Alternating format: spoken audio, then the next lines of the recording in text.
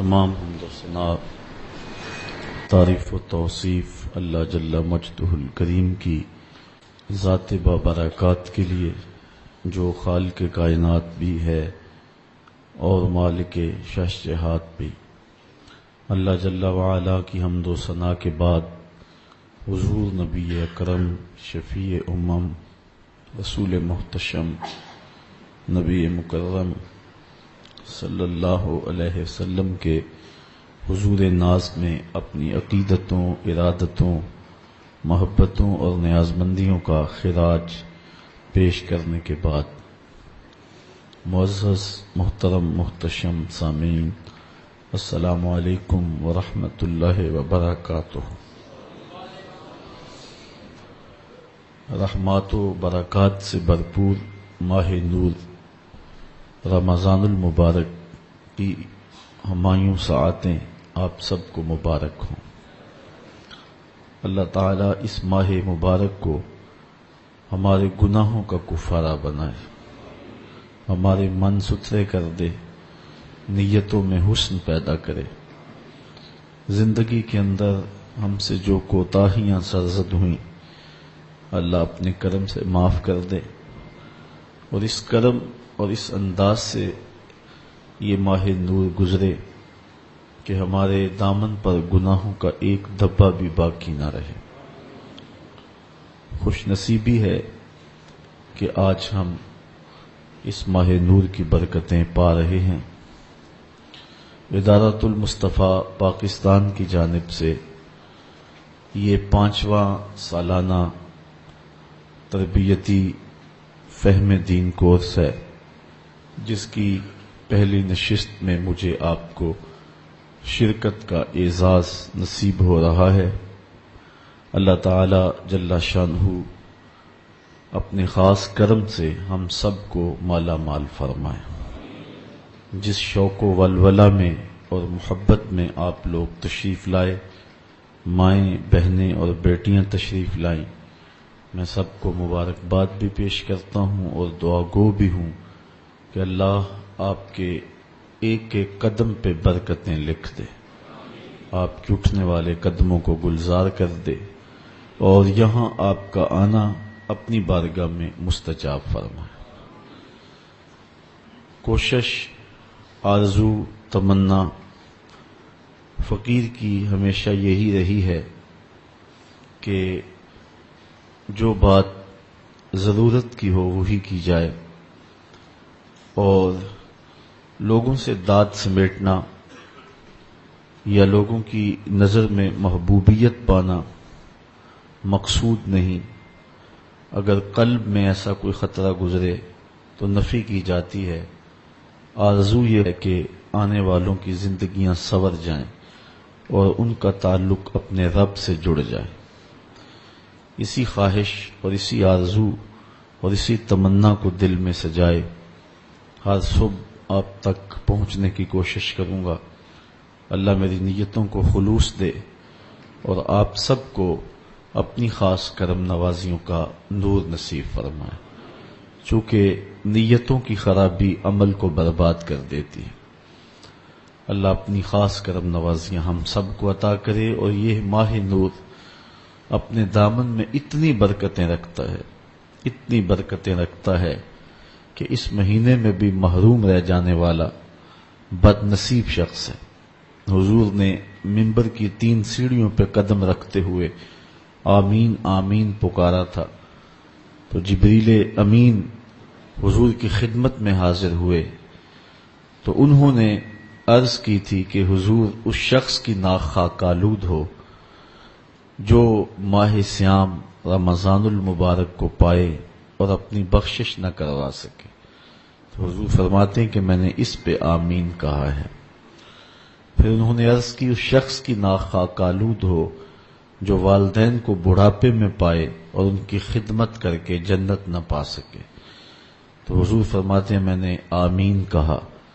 پھر جبریل امین نے عرض کی کہ اس شخص کی ناک خاک آلود ہو جس کے سامنے آپ کا ذکر کیا جائے اور وہ درود نہ پڑے۔ تو حضور فرماتے ہیں میں نے آمین کہا۔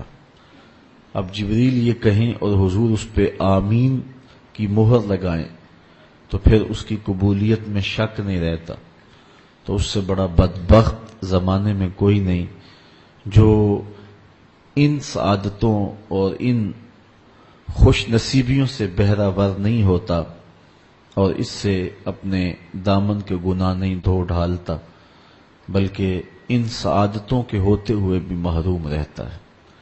زندگی میں ایک بار پھر اللہ نے ہمیں یہ موقع نصیب کیا ہے کہ ہم یہاں ماہ صیام کے دامن کو پا رہے ہیں۔ حضور علیہ السلام نے اس ماہ مبارک کے نازل ہونے سے ایک دن قبل صحابہ کو ایک خطبہ ارشاد کیا تھا، جس کو حضرت سلمان فارسی نے روایت کیا ہے۔ میں اس کو مختصر انداز میں آپ کے سامنے رکھ دینا چاہتا ہوں اور پھر اپنے مضمون کی طرف آؤں گا۔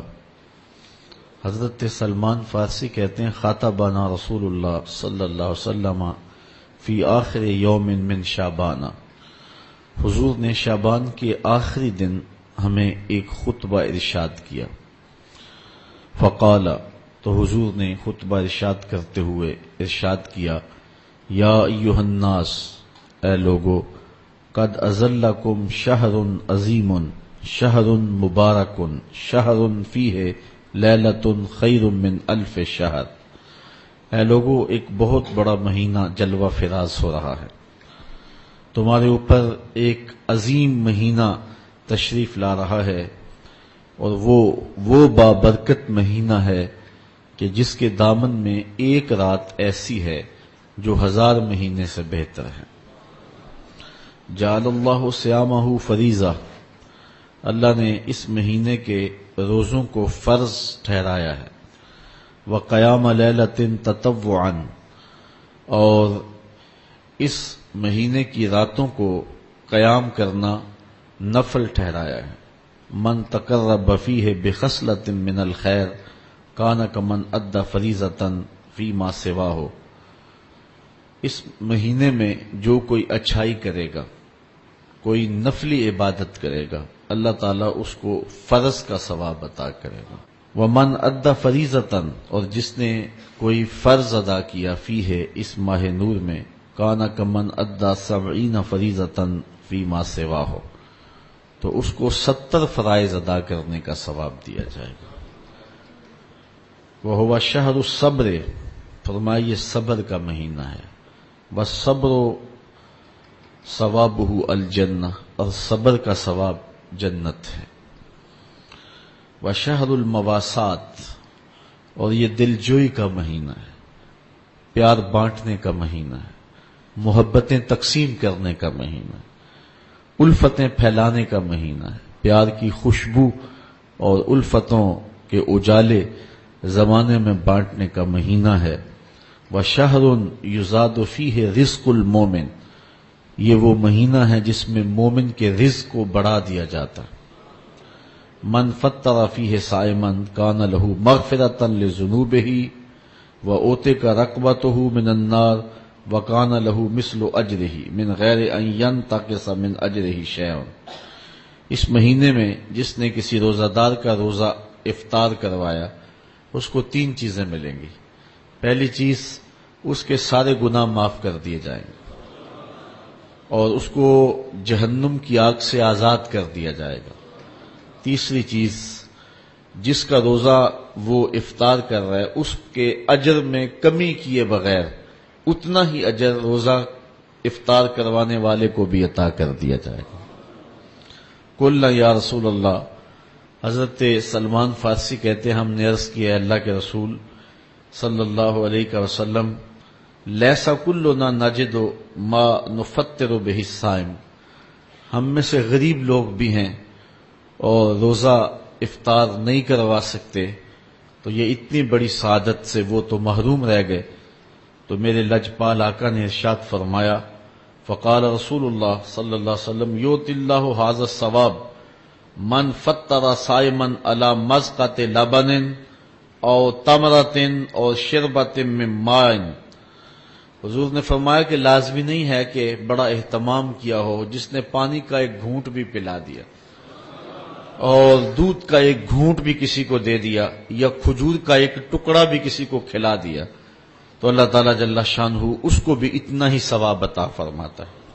وہ اشبع صائما سقاہ اللہ من حوض شربتا لا یظمأ حتی یدخل الجنہ. حضور نے فرمایا جس نے اس ماہ نور میں کسی شخص کی پیاس بجھائی، اس کو رچ کے کھانا دیا، اس کو پانی پلایا، فرمایا کہ اللہ تعالی جل شانہ اس کو قیامت کے دن حوض کوثر کا مشروب عطا کرے گا.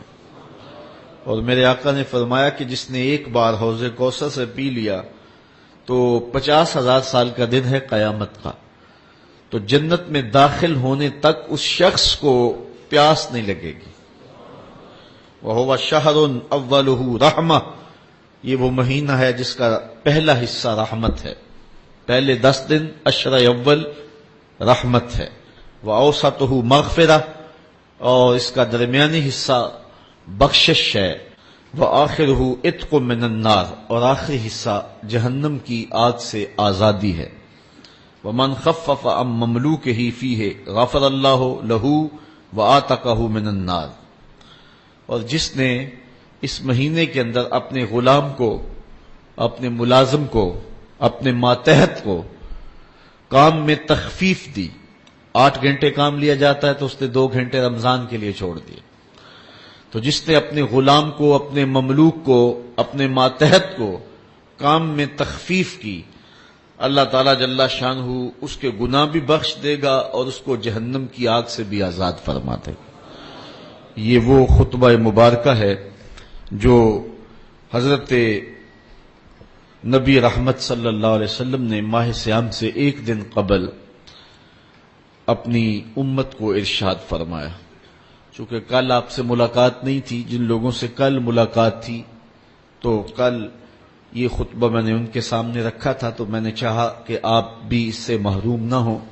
گو میرا مضمون جو ہے وہ توحید ایک زندہ قوت کے نام سے ہے، لیکن ماہ صیام کی ابتدا میں حضور کے کلمات نور آپ تک پہنچانے کی سعادت پائی.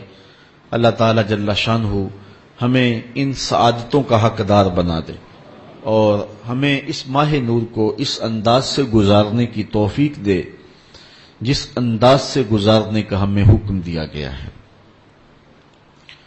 اب آئیے اللہ تعالی جل شانہ کو ایک ماننا، اس کا کوئی شریک نہیں، اس کو واجب الوجود ماننا، ذات میں، صفات میں، افعال میں، اسماء میں اس کا کوئی شریک نہیں ہے. پوری کائنات اس کی محتاج ہے اور وہ کسی کا محتاج نہیں ہے. اپنی تمام تر شانوں کے باوجود وہ موجود ہے، اس پر کبھی بھی عدم نہیں آیا.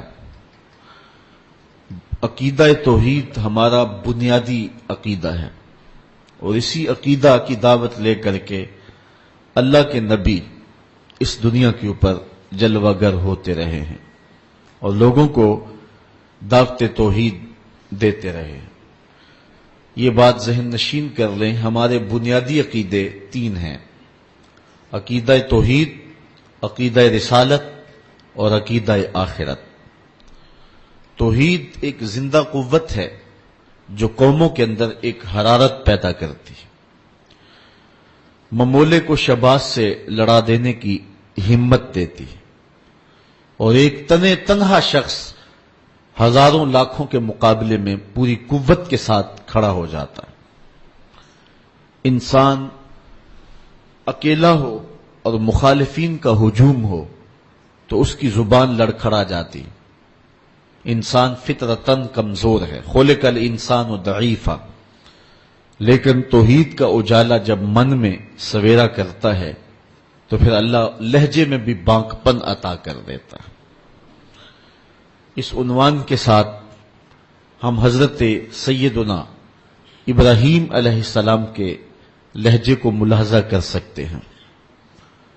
جب بابل شہر میں نمرود کی جھوٹی خدائی کا ناقوس بج رہا تھا اور شہر کے ہر دروازے پر اس کے ہم شکل بت رکھے گئے تھے، اور جو شہر میں داخل ہوتا اس کے لیے لازم تھا کہ اس بت کو سجدہ کرے، اور اگر وہ سجدہ کر کے نہیں گزرتا تھا تو اس نے سسٹم ایسا رکھا تھا کہ گھنٹیاں بجنے لگ جاتی، اس لیے چاروں ناچار ہر شخص کو اس کے بت کے آگے سجدہ ریز ہونا پڑتا تھا۔ اس ماحول میں جبکہ کفر ہر سمت پھیلا ہوا تھا، ظلمتیں ڈیرا جمائے ہوئے تھی، شب دہجور ہر سمت پنجے گاڑے ہوئے تھی، اور اس کی جھوٹی خدائی کی فسوکاری لوگوں کو جکڑے ہوئے تھی، تو اس زمانے میں ایک شخص پیدا ہوا جس کو حضرت ابراہیم کے نام سے دنیا جانتی ہے۔ آپ نے نہ صرف نمرود کی جھوٹی خدائی کا انکار کیا، بلکہ انہوں نے جو جھوٹے خدا بنا رکھے تھے ان سب کا انکار کر کے پوری عظیمت اور پوری جرأت کے ساتھ کھڑے ہو کر کے دنیا کے سامنے توحید پرستوں کی جو تصویر پیش کی ہے وہ انوکھی بھی ہے، البیلی بھی ہے، جرأت افزا بھی ہے، اور باطن کو جلا دینے والی بھی ہے۔ آئیے سورہ الانبیاء اٹھا کر کے دیکھتے ہیں۔ اللہ کا نبی جس ماحول میں آنکھ کھولتا ہے اور پھر جوانی کی دہلیز پہ قدم رکھتا ہے، ایک جھوٹے خدا کی خدائی کا ڈنکا بج رہا ہے، اور لوگ اس کے سامنے اپنی پیشانیاں بھی جھکاتے ہیں اور اپنے سر بھی جھکاتے ہیں۔ حضرت ابراہیم جب بلوغت کی عمر کو پہنچتے ہیں، وَلَقَدْ آتَيْنَا إِبْرَاهِيمَ رُشْدَهُ مِنْ قَبْلُ، اللہ ارشاد فرماتا ہے، اور یقیناً ہم نے مرحمت فرمائی تھی ابراہیم کو ان کی دانائی اس سے پہلے، وَكُنَّا بِهِ عَالِمِينَ، اور ہم ان کو خوب جانتے تھے۔ اِذْ قَالَ لِأَبِيهِ وَقَوْمِهِ مَا هَٰذِهِ التَّمَاثِيلُ الَّتِي أَنْتُمْ لَهَا عَاكِفُونَ، جب انہوں نے اپنے چچا اور اپنی قوم سے کہا کہ یہ کیا مورتیاں ہیں جن پر تم پوجا پاٹ کرنے کے لیے جمے بیٹھے ہو۔ وہ بت تھے جن کے ارد گرد وہ بیٹھے رہتے تھے اور ان کی پوجا پاٹ کرتے تھے۔ قالوا وجدنا آباءنا لها عابدین، تو انہوں نے جو دلیل دی وہ یہ تھی کہ ہم نے اپنے آباء و اجداد کو ایسے کرتے ہوئے دیکھا ہے۔ قال لقد کنتم انتم وآباؤکم فی ضلال مبین، حضرت ابراہیم علیہ السلام بولے بے شک تم اور تمہارے آباء و اجداد سارے گمراہی میں ہو۔ قالوا اجئتنا بالحق ام انت من اللاعبین، کہنے لگے آپ کوئی ہمارے پاس سچی بات لے کر آئے ہیں یا یوں ہی ہم سے دل لگی کر رہے ہیں۔ قال بل ربکم رب السماوات والارض، حضرت ابراہیم علیہ السلام نے کہا کہ یہ تمہارے معبود نہیں ہیں، تمہارا معبود وہ ہے جو زمین و آسمان کا رب ہے، الذی فطرہن، جس نے ان کو پیدا کیا ہے، وَأَنَا عَلَىٰ ذَٰلِكُم مِّنَ الشَّاهِدِينَ، اور میں اس صداقت پر گواہی دینے والوں میں سے ہوں۔ وَتَاللَّهِ لَأَكِيدَنَّ أَصْنَامَكُمْ بَعْدَ أَن تُوَلُّوا مُدْبِرِينَ، وہ ایک میلہ منعقد کیا کرتے تھے شہر سے باہر اور کچھ دن وہاں گزار کر کے آتے۔ عادت ان کی یہ تھی کہ جب وہ میلے پہ جاتے تو پہلے بتوں کے استہانوں میں حاضر ہوتے اور وہاں ان کے سامنے جا کر کے اقسام کی مختلف رنگوں کی مٹھائیاں رکھتے، اور پھر وہاں سے وہ میلے میں جاتے۔ جب واپس پلٹتے تو سب سے پہلے وہ اپنے بت قدوں میں آتے اور اپنے بتوں کو سلام کرنے کے بعد پھر اپنے گھروں کو پلٹتے۔ ہمیں جو طریقہ دیا گیا ہے، میرے اور آپ کے آقا و مولا جب بھی کبھی سفر پہ تشریف لے جاتے تو حضور سب سے آخری منزل مسجد کو رکھتے تھے۔ مسجد سے نوافل پڑھنے کے بعد حضور سفر پر روانہ ہوتے، اور جب واپس حضور تشریف لاتے تو سب سے پہلے مسجد میں جلوہ فراز ہوتے۔ تو ان کا انداز اپنے بتوں کے لیے یہ تھا، اور اہل ایمان کا اپنے رب کے حضور شکرانے اور نذرانے اور محبتوں کے اظہار کا طریقہ یہ متعین اور مقرر کیا گیا ہے۔ خیر، انہوں نے حضرت ابراہیم کو بھی دعوت دی کہ آپ چلیں اور ہمارے ساتھ میلے میں شریک ہوں۔ حضرت ابراہیم علیہ السلام نے کہا کہ میں تمہارے اس میلے میں کیسے شریک ہو سکتا ہوں جہاں بت پرستی ہوگی، میں تو تمہارے عمل اور رویے سے پہلے ہی بیزار ہوں۔ تو خیر وہ اپنے بتوں کے سامنے طرح طرح کی مٹھائیاں رکھ کر کے میلے پہ چلے گئے۔ انہیں سان گمان بھی نہیں تھا جو کچھ ہوا ان کے آنے کے بعد۔ حضرت ابراہیم علیہ السلام نے اس موقع کو غنیمت جانا اور ہاتھ میں کلہاڑا پکڑا۔ یہ سورہ الانبیاء ہے۔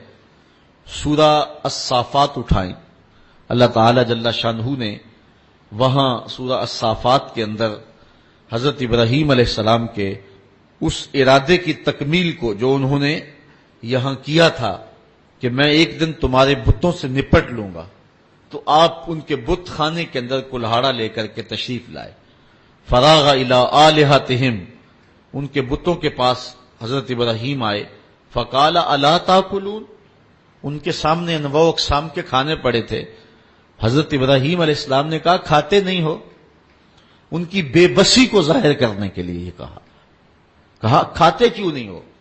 اب وہ بیچارے کیا جواب دیتے؟ پتھر اور مٹی کے بنے ہوئے مادوؤں کے منہ میں کون سی زبان تھی کہ جو ما فی الضمیر کا اظہار کر پاتے؟ تو حضرت ابراہیم علیہ السلام نے ان کی مسلسل خاموشی کے بعد فرمایا ما لکم لا تنطقون، بولتے کیوں نہیں ہو؟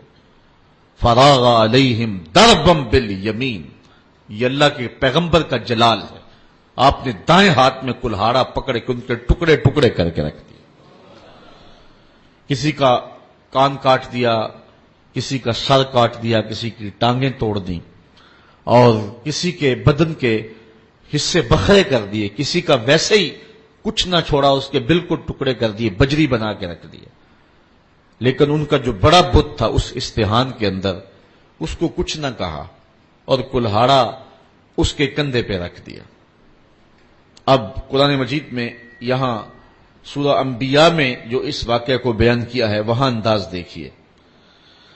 آپ نے فرمایا وَتَاللَّهِ لَأَكِيدَنَّ أَصْنَامَكُمْ بَعْدَ أَن تُوَلُّوا مُدْبِرِينَ، جب تم پلٹ کے پیٹھ پھیرتے ہوئے آؤ گے تو میں تمہارے بتوں کے ساتھ جو ہے کوئی سلوک کروں گا، ان کا بندوبست کر لوں گا۔ فَجَعَلَهُمْ جُزَازًا، تو پس آپ نے ان کو ریزہ ریزہ کر ڈالا۔ الا کبیر اللہم، لیکن جو ان کا بڑا بت تھا حضرت ابراہیم علیہ السلام نے اس کو کچھ نہیں کہا۔ یہ نہیں کہ اس پر غصہ نہیں تھا، بلکہ ایک حکمت تھی، اس قوم کو رسوا کرنا تھا اور اس قوم کو لاجواب کرنا تھا، ان کے سامنے ان بتوں کی حیثیت رکھنی تھی۔ تو حضرت ابراہیم علیہ السلام نے بڑے بت کو کچھ نہیں کہا۔ لعلہم الیہ یرجعون، تاکہ وہ لوگ اس افتاد کے بارے میں اس کی طرف رجوع کریں۔ اب قوم جب واپس آئی تو معمول ان کا یہی تھا کہ وہ پہلے بت خانے میں آیا کرتے تھے۔ جب وہ بت خانے میں داخل ہوئے تو عجیب تماشا دیکھا کہ جن بتوں سے وہ مرادیں مانگا کرتے تھے، جن سے بارش کی دعائیں کیا کرتے تھے، اور جن کے ساتھ ان کی حکومت، سیاست، ان کا معاش، ان کی معاشرت وابستہ تھی، ان کے حصے بکھرے پڑے ہوئے دیکھے اور ان کی ٹانگیں ٹوٹی ہوئی دیکھی تو بہت پریشان ہوئے۔ قالوا من فعل هذا بآلهتنا انه لمن الظالمین، کہنے لگے ہمارے ان خداؤں کے ساتھ یہ سلوک کس نے کیا ہے؟ جس نے یہ کام کیا ہے وہ ظالموں میں سے ہے۔ غصے سے پیچ و تاب کھانے لگے کہ برا حال ہوا ہے، دھڑم تختہ کر کے رکھ دیا اور ان کے جسم کے ٹکڑے بکھرے ہیں بت خانے کے اندر، مٹھائیاں بکھری ہوئی ہیں، پلیٹیں بکھری ہوئی ہیں۔ تو کہنے لگے یہ کسی نے بہت برا کیا، سخت ظلم کیا ہے، زیادتی کی ہے۔ قالوا سمعنا فتى يذكرهم يقال له ابراہیم، کہنے لگے چند آدمیوں نے ان لوگوں میں سے کہا ایک نوجوان کو سنا ہے جو ان بتوں کا ذکر برائی سے کرتا ہے، اس کا نام ابراہیم، ورنہ اس بھرے ماحول میں ان بتوں کے ساتھ یہ سلوک بھلا کون کر سکتا ہے؟ ان بتوں کی ہیبت سے سارے خائف ہیں۔ ایک بندہ ہے اس پورے معاشرے کے اندر جو جرأت کے ساتھ ان بتوں کے خلاف بولتا ہے، اس کو ابراہیم کہتے ہیں، یہ سب کچھ اسی کا کیا دھرا ہوگا۔ قالوا فاتوا به علی اعین الناس لعلهم یشهدون، کہنے لگے پھر پکڑ کر لاؤ اسے سب لوگوں کے سامنے لوگوں کے روبرو وہ اس کے متعلق کوئی شہادت دیں. جن لوگوں نے اس شخص کو ابراہیم کو ان بتوں کی برائی بولتے ہوئے دیکھا ہے وہ کہیں کہ واقعی یہ بتوں کا مخالف ہے اور یہ الزام ہم اس پہ لگائیں کہ اس نے یہ کیا ہوا ہوگا اور پھر اس کو سزا دیں. حضرت ابراہیم علیہ الصلوۃ والسلام لے آئے گئے اور ان کو پکڑ کر کے گرفتار کر کے جو ہے وہ بادشاہ کے دربار میں حاضر کر دیا گیا. آیان سلطنت بھی بیٹھے ہیں، وزراء بھی بیٹھے ہیں، مشیر بھی بیٹھے ہیں، خود نمرود بھی بیٹھا ہے، پجاری بھی، اور ان استہانوں کے اور ان بت خانوں کے پروہت بھی بیٹھے ہوئے ہیں. منتیں ماننے والے، دعائیں مانگنے والے، ان کو اپنا معبود سمجھنے والے، اپنی پیشانی ان کے چرنوں میں رکھنے والے سارے بیٹھے اور اپنے بتوں کی بدحالی پہ پیچ و تاب کھا رہے ہیں. سارا غصہ حضرت ابراہیم پر آیا اور حضرت ابراہیم علیہ السلام کو بلا کر کے لوگوں کے سامنے نمرود اپنی پوری تمکنت کے ساتھ، پورے روب اور شاہی جلال کے ساتھ اور پورے غرور اور دبدبے کے ساتھ اس مجلس میں موجود ہے. ہزاروں کا یہ اجتماع ہے. اللہ کی توحید کا ایک واحد پرستار حضرت ابراہیم اس ماحول میں ان کو پکڑ کے لایا جاتا ہے. قالوا اانت فعلت هذا بآلهتنا یا ابراہیم، ایک دم چھٹ پڑے، بولے اے ابراہیم ہمارے ان بتوں کے ساتھ، ہمارے ان خداؤں کے ساتھ یہ سلوک تم نے کیا. پھر حضرت ابراہیم نے کیا جواب دیا؟ قال بل فعلہ کبیرہم ھذا، ان کے بڑے نے کیا ہوگا. اسلحہ تو اس سے برآمد ہو رہا ہے نا، یہ آپس میں لڑ پڑے ہوں گے، یہ کہہ رہا ہوگا کہ تم چھوٹے میری خدائی میں کیوں شریک ہو، تو اس بڑے نے کیا ہوگا. پھر آگے فرمایا فاسألوہم ان کانوا ینطقون، اچھا یہ نہیں بتاتا تو جن کے ساتھ یہ قیامت ٹوٹی ان سے پوچھ لو کہ تمہارے ساتھ یہ قیامت کس نے توڑی. یہ اپنے دکھ کی بپتا خود سنائیں نا، اپنی داستان سرائی خود کریں. ان کے ساتھ یہ قیامت کس نے توڑی، کس نے ظلم کیا ان کے ساتھ. پہلے تو کلہاڑا جس سے برآمد ہو رہا ہے ان کا جو بڑا ہے اس نے کیا ہوگا. حالات قرینہ حالیہ جو ہے وہ یہ بتا رہا ہے کہ سارے بت جو ہے وہ قتل کر دیے گئے، بڑے کے پاس جو ہے وہ اسلحہ ہے اور وہ بچ گیا، اس کو خراش تک نہیں آئی. یقیناً ان کی آپس میں کوئی لڑائی ہو گئی ہوگی، اس بڑے نے چھوٹوں پہ حملہ کر دیا اور ان کے ٹکڑے ٹکڑے کر کے رکھ دیا اور خود سلامت رہا، تو اس نے کیا ہوگا. اچھا اگر اس نے نہیں کیا ہے تو یہ نہیں بتا رہا تو چلو جن کے ساتھ یہ قیامت ٹوٹی ہے ان بیچاروں سے پوچھ لو تمہاری ٹانگیں کس نے کاٹ دی، تمہارے سر کس نے توڑ دیے، تمہارے کان کس نے کاٹ دیے، تمہاری ناک کس نے توڑ دی.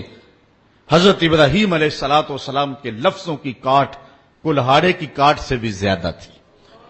اللہ اکبر، اللہ کا نبی بول رہا ہے اور نمرود کا دربار ہے، سارے مخالف ہیں، بتوں کے ماننے والے اور ان کو اپنا معبود برحق سمجھنے والے. ایک جوان اللہ کی توحید کا واحد پرستار میدان عمل میں کھڑا ہے. حضرت ابراہیم علیہ السلام نے ذرا لفظوں کی کاٹ دیکھیے اور حضرت ابراہیم کا لہجہ دیکھیے. کالا بل فعلہ کبیرہم ھذا، ان کے اس بڑے نے کیا ہوگا.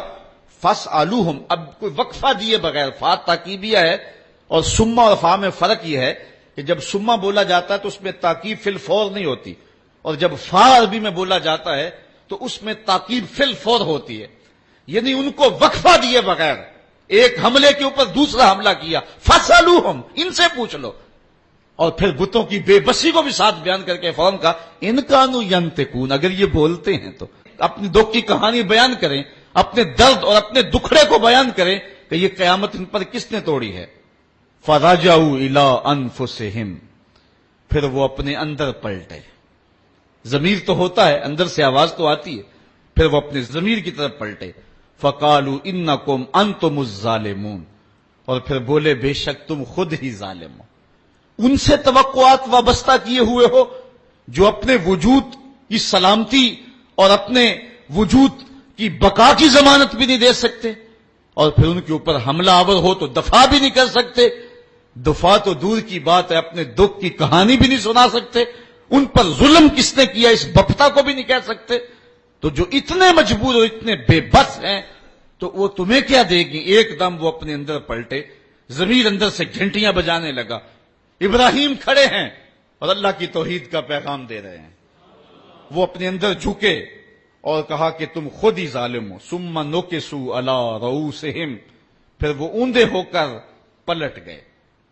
اندر کی ظلمت، اندھیرا اور ان بتوں کا وہ پیار جو ان کے اندر رچا بسا تھا، پھر وہ دوبارہ پلٹے اور حضرت ابراہیم سے مخاطب ہو کے کہا لقد علمت ما هؤلاء ينطقون. لجاجت تھی لہجے میں، بانک پن نہیں تھا، چونکہ جھوٹ کے لہجے کے اندر جو ہے وہ کڑک نہیں ہوتی، کھنک نہیں ہوتی، اس لیے لجاجت کے لہجے میں بولے ابراہیم تو جانتا ہے یہ بیچارے بولتے نہیں. بس ان کے یہ کہنے کی دیر تھی کہ اللہ کا نبی اٹھ کے کھڑا ہو گیا.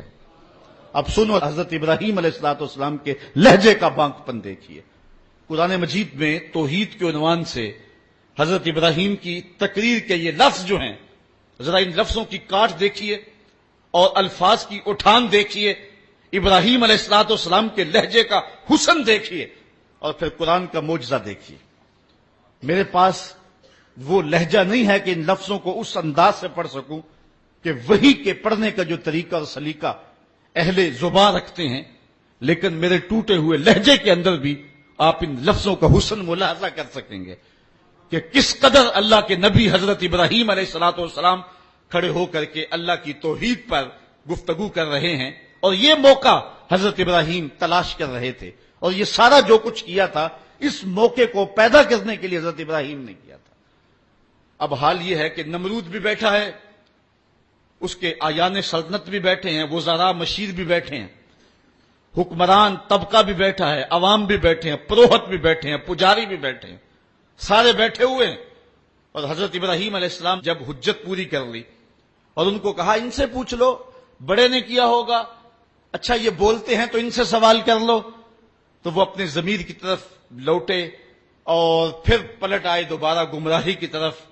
لہجے میں جو ہے وہ توتلا پن تھا، رک رک کے کہہ رہے تھے، لجاجت تھی، ٹپک رہی تھی لہجے کے اندر، بے بسی تھی.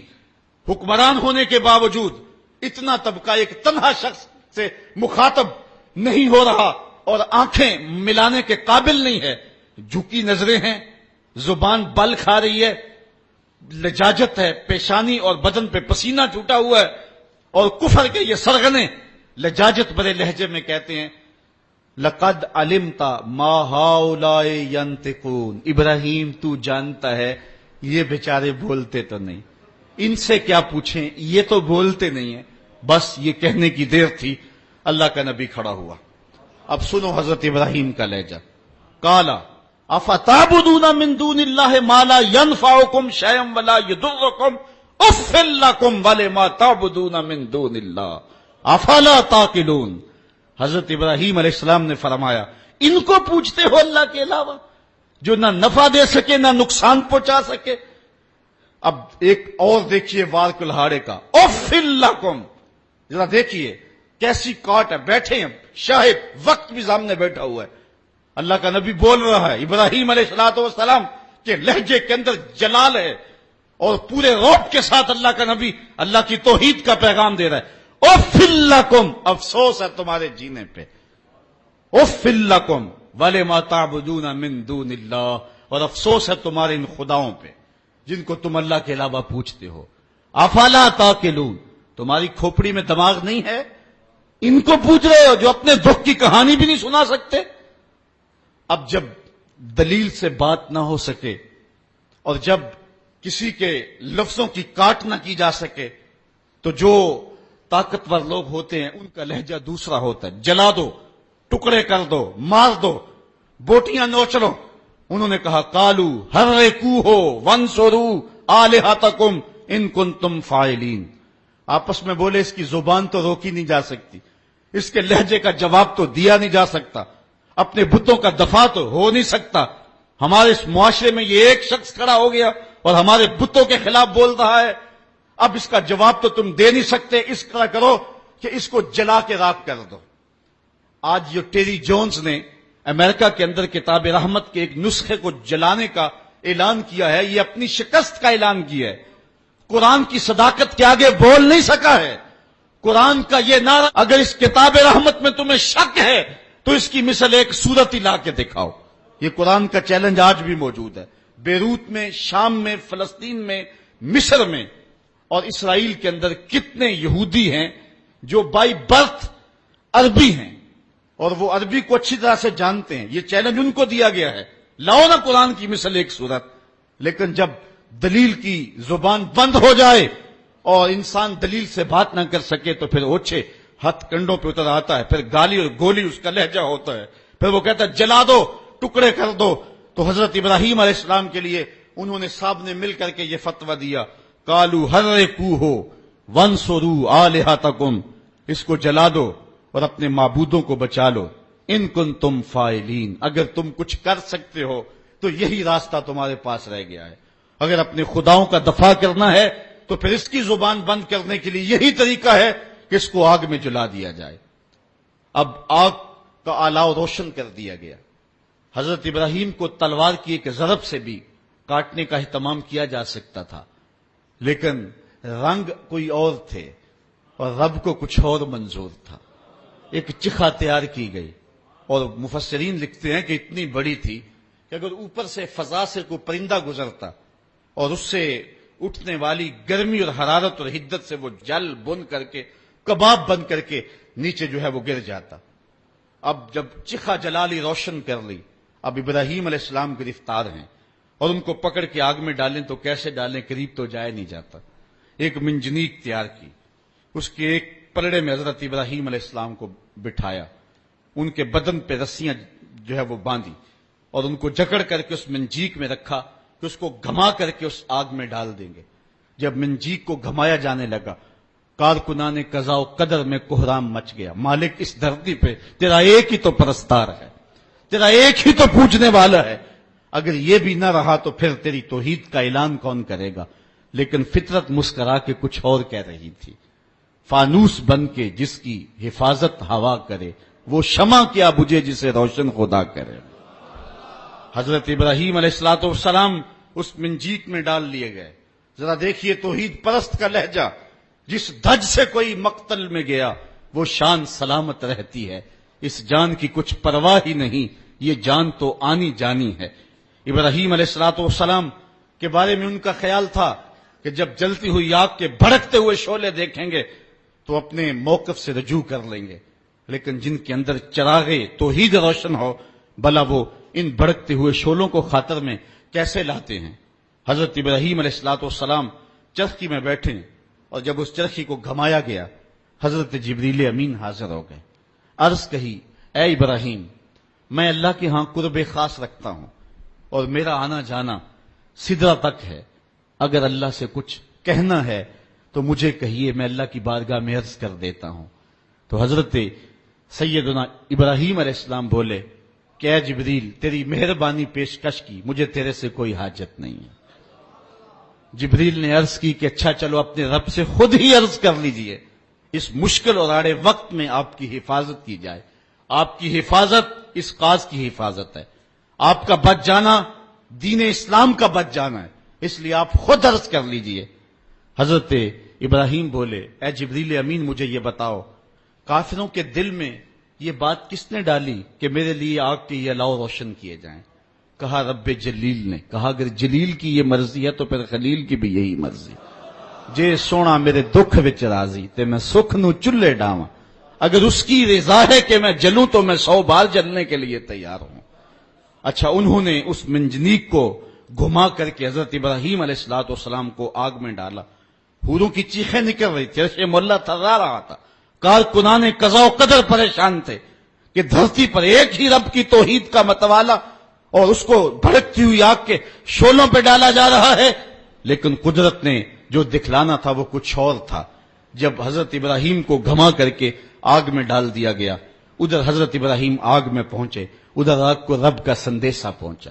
قلنا یا نارو کونی بردم و سلامن علی ابراہیم. ہم نے آگ سے کہا، اے آگ ٹھنڈی ہو جا، اتنی ٹھنڈی بھی نہ کہ میرے خلیل کو سردی لگ جائے، ٹھنڈی بھی سلامتی کی ہونا، میرے ابراہیم پہ ٹھنڈی ہو جا. حضرت ابراہیم علیہ الصلوۃ والسلام اس آگ میں آ گئے. باہر تو بھڑکتے ہوئے شعلے تھے، اندر جنت کی ہوائیں چل رہی تھی. ایک دن نہیں، 2 دن نہیں، 40 دن تک اللہ کا خلیل اس آگ میں رہا ہے.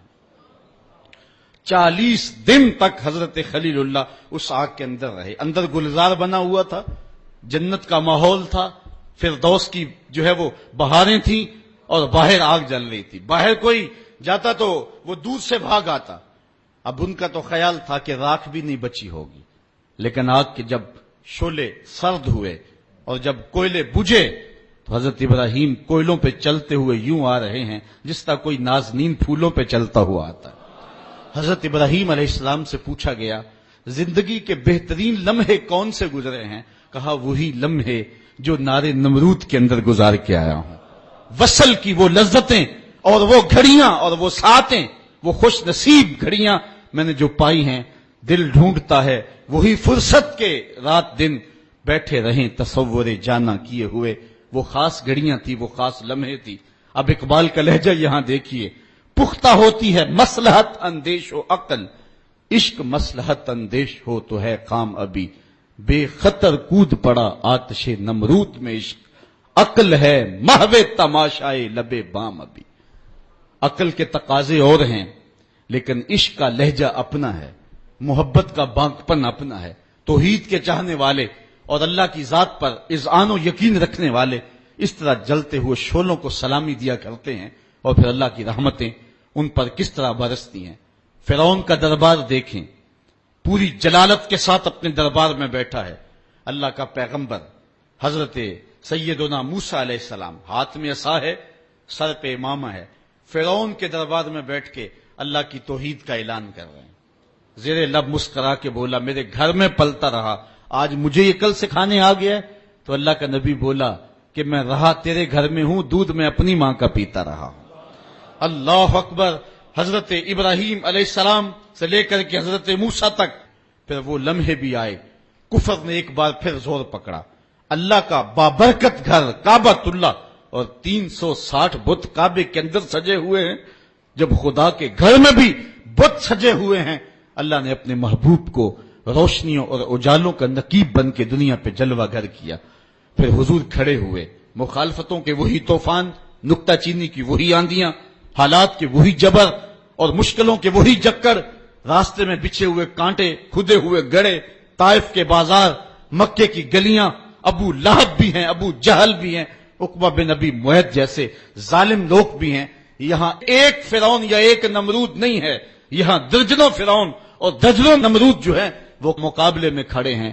حضور علیہ السلام کے شفیق چچا حضرت ابو طالب، ان سے کہا جاتا ہے آ کر کے کہ آپ اپنے بھتیجے کو روک لیں، اور یہ اتنے لوگوں کے ساتھ کیسے ٹکر لے گا. تو ان کے دل میں بھی جب بات آئی تو اپنے بھتیجے کو بلا کر کے کہا میرے ناتواں کندھوں پہ اتنا بوجھ نہ ڈالو جس کو میں اٹھا نہ سکوں. تو حضرت نبی رحمت صلی اللہ علیہ وسلم نے جب اپنے چچا کو بھی اپنی حمایت سے دستبردار ہوتے ہوئے دیکھا تو آنکھوں میں آنسو آ گئے اور کہا کہ چچا تمہاری مرضی، رہی بات میری، واللہ لو وضع الشمس فی یمینی والقمر علی یساری، اگر یہ میرے دائیں ہاتھ میں سورج رکھ دیں، بائیں ہاتھ میں چاند رکھ دیں، کونین کے خزانے میرے قدموں میں ڈھیر کر دیں، میں تب بھی اللہ کی توحید کا اعلان کرتا رہوں گا. یا تو اس راستے کے اندر اپنی جان دے دوں گا اور یا پھر اس امر کو غالب کر کے رہوں گا. تو انہوں نے کہا یا ابن اخی کل ما اجبتا، اے میرے بھائی کے بیٹے جو دل میں آتا ہے کہو میں تمہارے ساتھ ہوں. وہ عظیمتوں کی یہ داستانیں اور یہ بانکپن اور یہ انداز اللہ کے بندوں کا شیوا ہے کہ وہ ہمیشہ ہر دور میں حق کے پرچم کو ہی بلند کیا کرتے ہیں. ان کا لہجہ اور ان کا انداز اور ان کے انداز کا بانکپن لوگوں کو جو ہے وہ بلاتا ہے، جو ہے وہ ایک زندگی کی طرف، ایک حرارت کی طرف. توحید ایک ایسا جذبہ ہے جو اندر ایک توانائی اور ایک بجلی بھر دیتا ہے اور بندہ لا خوف علیہم ولا ہم یحزنون کا روپ بن جاتا ہے، کیونکہ اسے یقین ہے کہ میرا رب تمام طاقتوں کا مالک ہے اور اس کے قبضہ قدرت میں میری جان ہے. محیی بھی وہ ہے اور ممیت بھی وہ ہے، زندگی بھی اسی کے دستے قدرت میں ہے اور موت بھی اسی کے ہاتھوں میں ہے. اس لیے کوئی شخص نہ تو روح قبض کر سکتا ہے نہ زندگی کے ایک سانس ودیت کر سکتا ہے. اس لیے وہ لوگوں سے ڈرے بغیر پوری قوت کے ساتھ حق کا پرچم تھام کے میدان عمل میں بڑھتا رہتا ہے. آج جس دور میں ہم جی رہے ہیں اور زندگی گزار رہے ہیں، اس دور میں توحید ہمارے مناظروں کا بحث تو بن گئی، لیکن توحید سے وہ جو حرارت ملتی تھی جس سے مردہ قوموں کے اندر زندگی پیدا ہوتی تھی، آج وہ حرارت چھنتی چلی جا رہی ہے. اقبال نے اس لہجے کو اور اس دکھڑے کو آج سے 100 سال قبل بیان کرتے ہوئے کہا تھا، زندہ قوت تھی جہاں میں یہی توحید کبھی، آج کیا ہے فقط ایک مسئلہ علم کلام، روشن اس ذو سے اگر نہ ہو کردار تو مسلمان سے ابھی تک پوشیدہ ہے مسلمان کا مقام، میں نے اے میر سپا تیری سپا دیکھی ہے، کل ہو واللہ کی شمشیر سے خالی ہے نیام، اس راز سے واقف ہے ملا نہ فقی، وحدت افکار کی بے وحدت کردار ہے خام، قوم کیا چیز ہے قوموں کی امامت کیا ہے، اس کو کیا سمجھے یہ بیچارے 2 رکعت کے امام۔ توحید کا بانک پن تو یہ ہے سارا زمانہ ناراض ہو جائے لیکن اپنے رب کی رضا مقصود زندگی ہو۔ کسی کہنے والے نے کس بانک پن کے ساتھ کہا تھا، توحید تو یہ ہے خدا حشر میں کہہ دے یہ بندہ 2 عالم سے خفا میرے لیے تھا۔ اس کے دامن توحید میں، دامن رحمت میں آباد ہونے والے پھر لا خوف علیہم ولا ہم یحزنون کا روپ دھار لیتے ہیں۔ یہ عنوان تو اپنے دامن میں بہت کچھ رکھتا تھا لیکن جو ہے وہ وقت سمٹ گیا اور موسم کی شدتیں بھی ملحوظ ہیں، میں انہی لفظوں پہ اپنی گفتگو کو سمیٹتا ہوں۔ آفاق کے ہر ہر گوشے میں قرآن سنا کر دم لینا، اب رکنا نہیں، اب تھمنا نہیں، فردوس میں جا کر دم لینا، آفاق کے ہر ہر گوشے میں قرآن سنا کر دم لینا، اب رکنا نہیں، اب تھمنا نہیں۔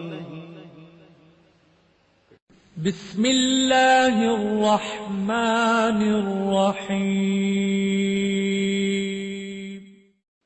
ہم جوہد و عظیمت کے راہی، ہم جوہد و عظیمت کے راہی، منزل پہ جا کر دم لیں گے، میدان عمل میں نکلے ہیں، میدان عمل میں نکلے ہیں، باطل کو مٹا کر دم لیں گے، ہم جوہد و عظیمت کے راہی، منزل پہ جا کر دم لیں گے، آفاق کے ہر ہر گوشے میں، آفاق کے ہر ہر گوشے میں قرآن سنا کر دم لیں گے، اب رکنا نہیں، اب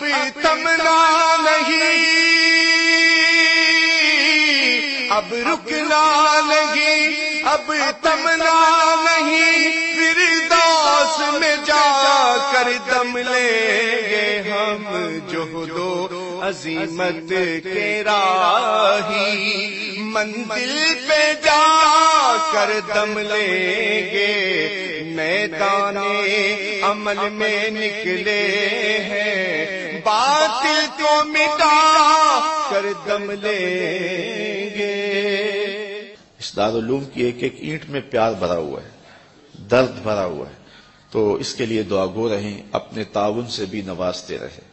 اللہ کی توفیق سے یہ ایک مرحلہ تقریباً تکمیل کے قریب ہے۔ ہم نے چاہا یہ تھا کہ 3.5 لاکھ روپے کا ایک ستون بما اوپر والا چھت اور فرشی لینٹر جو پڑا ہے، یہ 3.5 لاکھ روپے کا ایک بنتا ہے، تو اگر ہمیں 99 لوگ مل جائیں تو یہ سارا مکمل ہو جائے، لیکن 47 لوگ ہمیں مل سکے، چونکہ 3.5 لاکھ روپے ہم نعت خاں کو دے لیتے ہیں، مدرسے کو دینا ہمارے لیے مشکل ہے، ہمارا مزاج ایسا بنا ہوا ہے، تو پورے ملک کے اندر اتنے لوگ ملے، اللہ ان کے رزق میں بے پناہ برکتیں عطا فرمائے۔ باقی جن لوگوں نے انفرادی طور پہ کوشش کی، 2، 5، 7، 8، 10، 20 ہزار جتنی توفیق کوئی شامل ہوئے، تو یہ اتنا کام مکمل ہوا، اور یہ تھوڑا سا حصہ ہم نے یہ کچھ قرض لے کر کے ڈالا ہے، اور آگے والا حصہ بھی ہم نے جو ہے وہ تعمیر کرنا ہے، جب اوپر والی چھت کا مرحلہ پہنچے گا تو ایک ستون بما چھت کے صرف 2 لاکھ روپے تک جو ہے وہ ممکن ہوگا۔